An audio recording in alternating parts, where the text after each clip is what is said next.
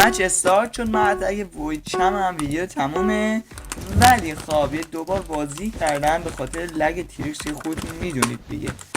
به خاطر اون باختم، یعنی وید شدم. تیریکس خود به خود منو از دنیا محو کرد که اگه این بارم اینجوری بشه میذارم دیگه. گفتم حالا شاید تیریکس من یه لحظه لگ شده باشم، یارو هم دیگه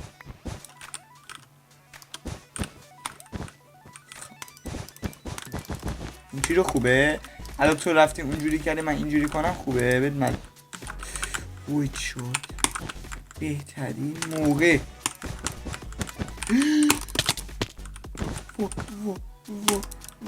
وای غلط کردم.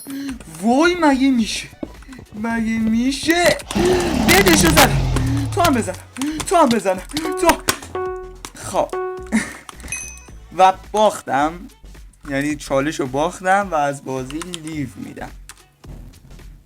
بله یه دوبارم باختم، اونم فقط به خاطر باگ تیریکس بود. الان به خاطر باگ تیریکس نباختم، الان خودتون دیدید اصلا تیریکس باگ نداشت. دوبار باختم به خاطر باگ تیریکس. من اون دوتا باخت رو نذاشتم، گفتم یه دور دیگه برم، اگه باختم دوباره بزنم.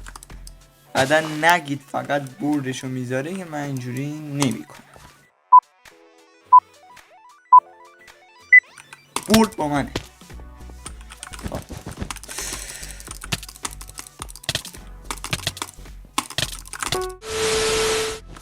به خاطر همین گفتم یه بار دیگه.